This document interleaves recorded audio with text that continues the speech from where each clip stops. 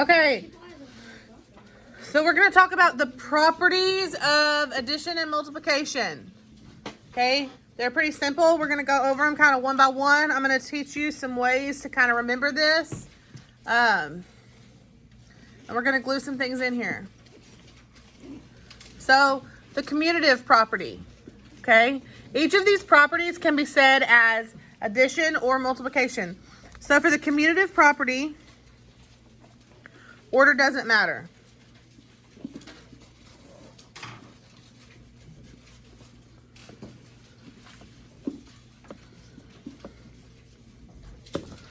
So for the commutative property, order doesn't matter.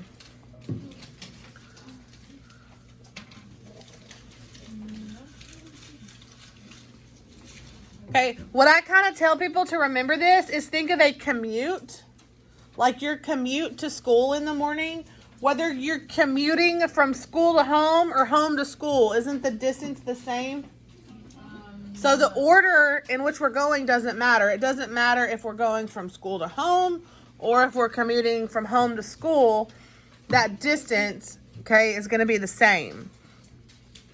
So what this looks like when we're adding is we can just change the order of what we're adding. So we could add A plus B or B plus A, and we're going to get the same thing, right? And if we were using actual numbers for that, we could say 2 plus 3 and 3 plus 2, right? That's the same thing. In this case, we're going to use 7 and 5. So we're going to use 7 plus 5 is the same as 5 plus 7. And y'all try to just put little small dots of glue. That way you don't run out of space.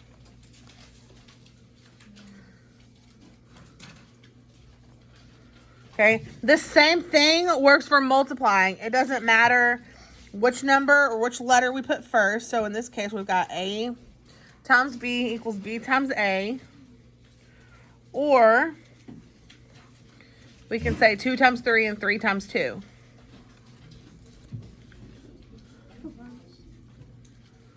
So it doesn't matter. You can kind of see it doesn't matter in which order they're written in. The commutative property just tells us that we're going to get the same answer. Okay?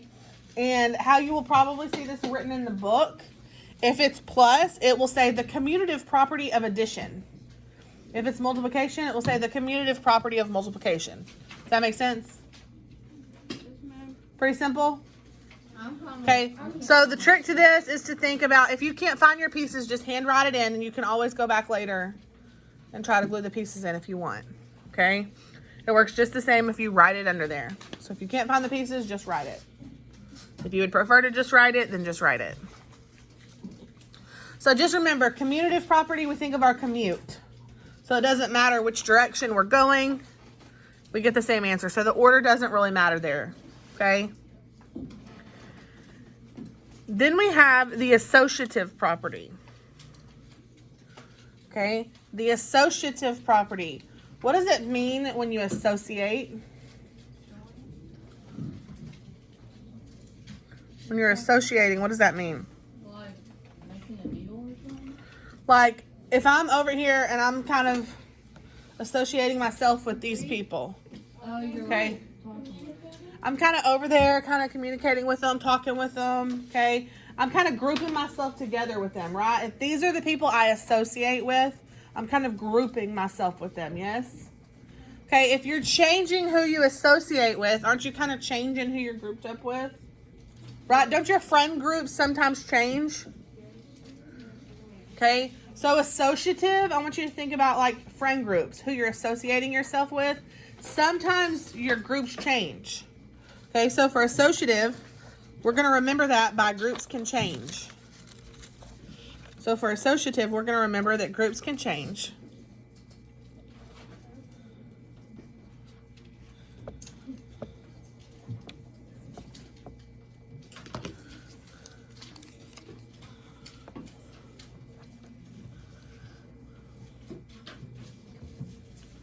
And all that the associative property of addition and multiplication mean is that whatever we're grouping up, if they're all adding or they're all multiplying, it can change. So for example,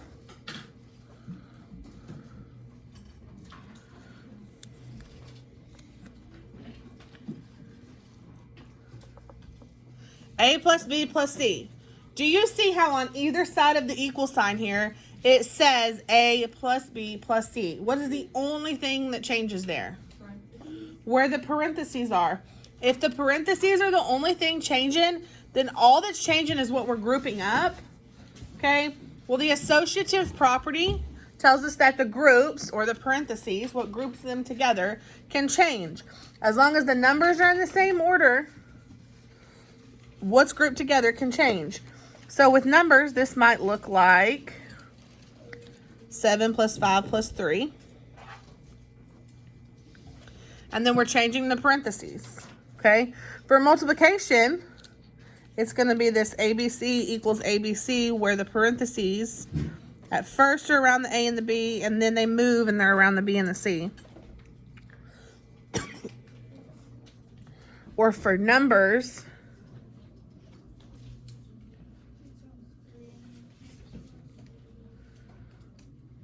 I'm going to find mine.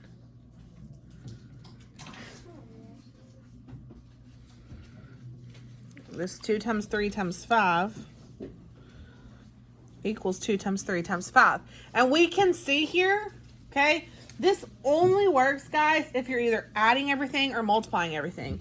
So when you look on the left here, okay, and we can see 7 plus 5 plus 3 equals 7 plus 5 plus 3.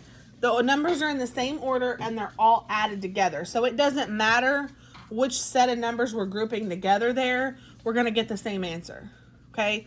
The same is true for multiplying.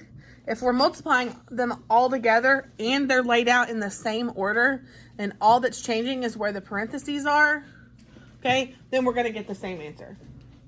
This is called the associative property. And we remember that by who we associate with, who we're grouping ourselves together with, right? So the parentheses or the groups can change. Commutative, you think about your commute back and forth to school, the order doesn't matter. Associative, who you associate with or your groups can change.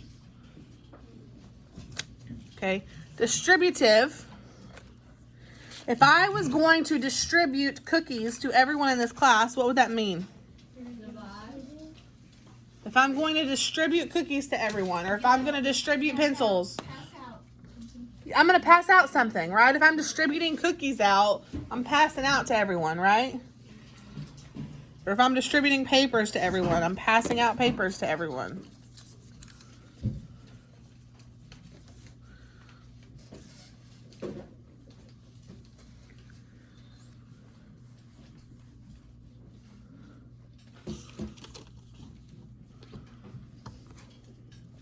And we're going to actually do a little bit of writing on this one, so put your pieces up at the top.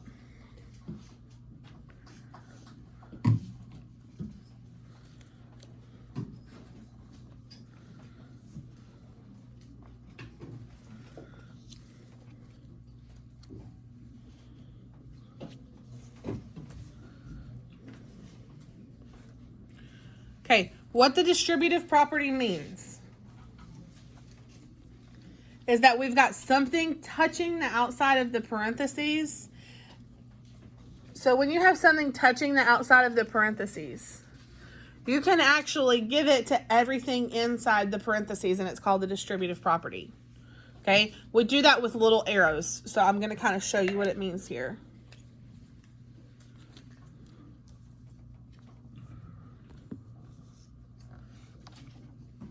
So we're going to take what is ever touching the outside of the parentheses, and we're going to pass it out to everything inside the parentheses. So we're going to draw a little arrow from this 7 to this y. And what is 7 times y? It would just be 7y, correct? That's what they have here. And then you're going to leave whatever the sign is. It's a plus sign, so I'm leaving it as a plus sign. Then I take this 7 and I drag it over here to the second thing. What's 7 times 2? 14. That's where this 14 comes from. You take whatever is touching the outside of the parentheses, you pass it out to everything inside, okay? On distributive property, you will only see parentheses on one side of the equal sign. So in the second example, we did it with just numbers. Okay? So when we take this 5 and we pass it out to the first thing, 5 times 2 is what? 10. We leave our plus sign. And then we pass this 5 out over to this 6. What's 5 times 6? 30.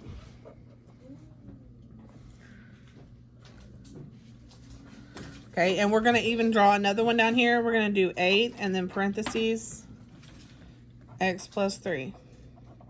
Close parentheses. And you guys are going to help me distribute this. This is called distributing because it just means we're taking whatever's outside the parentheses, we're passing it out to everything inside. So when we take this 8, what is 8 times x going to be? 8x. We're going to do a plus sign because we're going to leave the plus sign. And then now we're going to take this 8 and pass it out to the 3. What's 8 times 3? 24. And that's it. That's the distributive property. Okay. It's kind of gives itself away because there's parentheses on one side of the equal sign.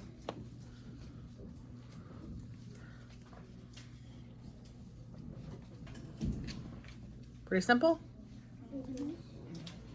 So we've got, so far, we've got commutative. You think about your commute to and from school. Okay. When you drive back and forth from home to school, it doesn't matter which way you go, so the order doesn't matter. Then we've got associative. Who you associate with or your groups can change. So our parentheses can change. Now we've got distributive, which means we pass out to everyone.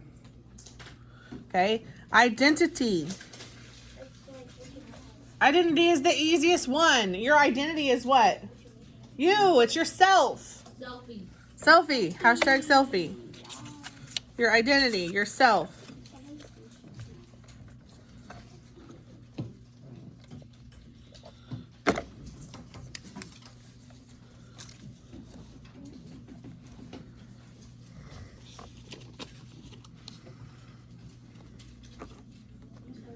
Yes. Nope. Just glue. My selfie's kind of upside down. Just like that. Okay, so with yourself or with a number, your identity, it's just you staying the same, right? A number's identity is the number staying the same. Okay, so for this, I want you to think about what is something I can add to any number and the number's not going to change? 0. So it's like adding 0 to any number. A plus minus A equals 0. Well, no, that is. Nope, that's not. Is that A plus 0 equals A. Because we can take anything and add 0 to it and it's going to stay itself. The identity is what the number is. So adding 0 to anything leaves that number as itself, yes? Just like 4 plus 0 is still 4. What's something we can multiply any number by and it stays itself? 1. So A times 1 is still A, or we could just write that as 1A. Or we could say 7 times 1 is still 7, right? And I tried to do each of these. I tried to give you an example with letters and an example with numbers. So you could kind of see it both ways. Anything multiplied 1 is just itself, correct? And anything added to 0, that's probably the easiest one, yes?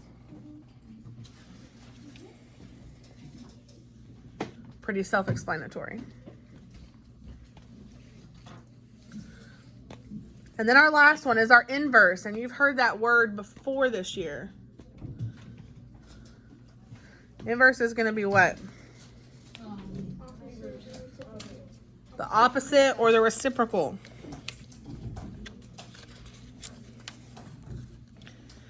Now this one gets just a tiny bit tricky. Not too bad.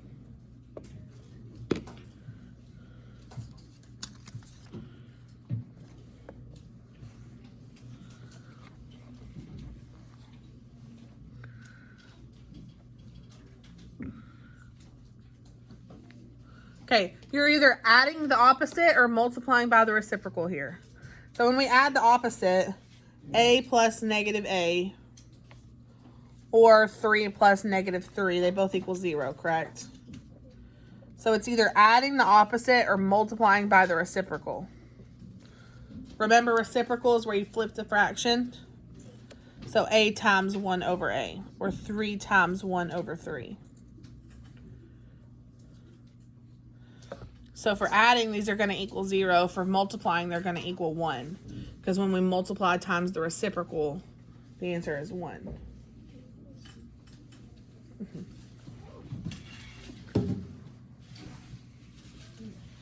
So you're either adding the opposite or multiplying by the reciprocal.